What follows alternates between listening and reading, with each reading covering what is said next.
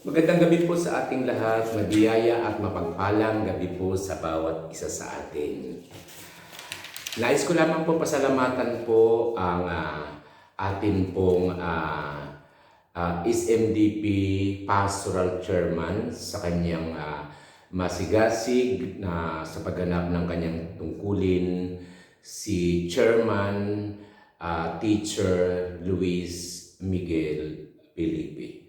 At nais din po natin pasalamatan ang iba pang mga opisyalis ng San Martin de Porres, gayon din po ang mga opisyalis po ng youth.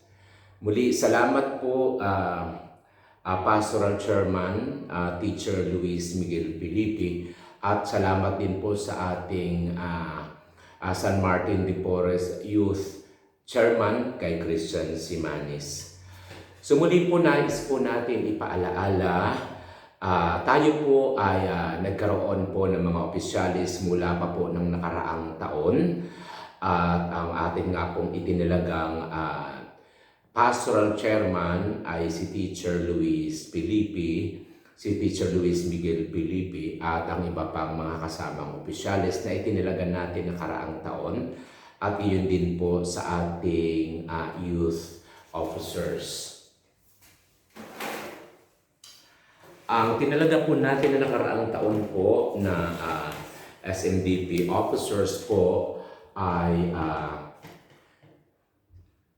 Pastoral Chairman si Luis Miguel Felipe, Vice Chairman Melanie Galvez, Secretary Mary Grace Pastrana, Assistant Secretary Mary Jane Pastrana, at ang Treasurer nakaraang taon ay si Sophia Vicencio, at wala pa tayong naitalagang kapalit para kay Sophia Vicencio, at ang Assistant Treasurer ay si Yolanda Polio.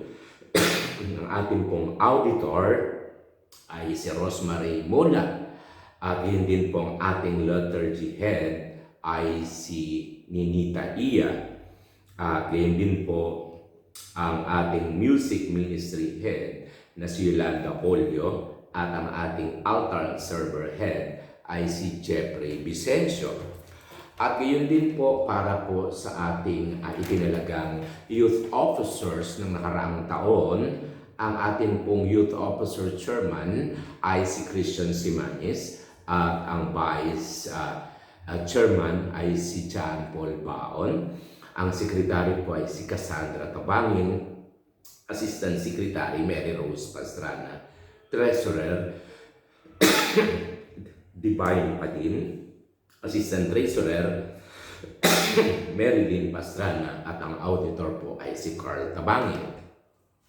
So sa atin pong kahilingan, atin pong igalang, erespeto, sundin at pakinggan ang itinalaga natin na mga opisyalis po ng San Martin de Porres.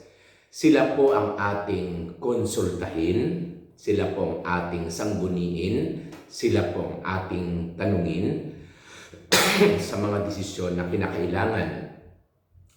At yun din po, bukod sa meron po tayo mga officers, tayo din po ay nagtatalaga po ng iba't ibang committees para po sa iba't ibang programa.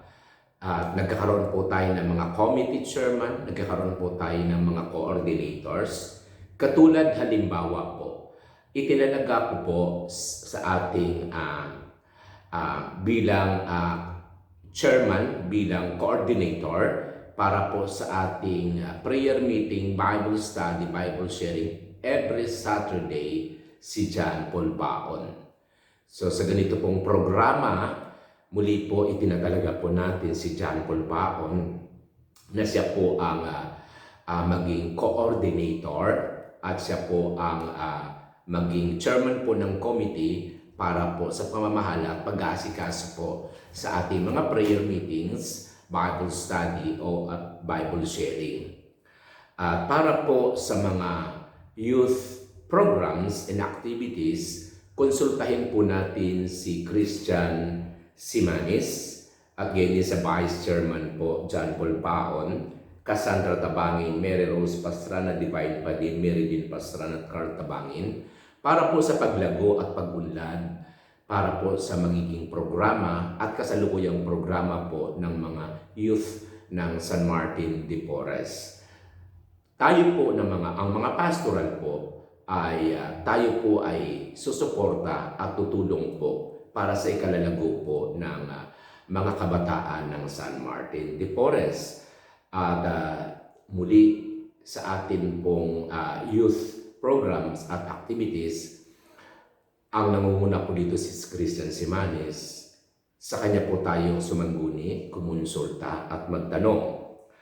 Kagaya po halimbawa ng iba't ibang programs at mga activities kung Christmas, kung Pasko, nagkakaroon po tayo ng mga iba't ibang chairman o coordinator po sa mga programa. May mga itinatalaga po tayo na mga iba't ibang mga chairman o coordinator sa iba't ibang mga programa o aktibidades. Katulad po sa iba't ibang mga aktibidades natin kapag Pasko, nagtatalaga po tayo ng mga coordinator at mga committee chairman. At gayon din naman po kapag Kwaresma o Holy Week, mayroon po tayong mga program at aktibidades. Nagtatalaga din po tayo ng mga committee chairman at coordinator sa iba't ibang kapanahunan. Katulad nga po ng Kwaresma at Holy Week.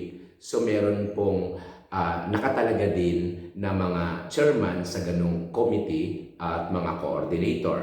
Katulad halimbawa sa naganap po noong nakarang taon na CLSS Catholic Live Seminar at ang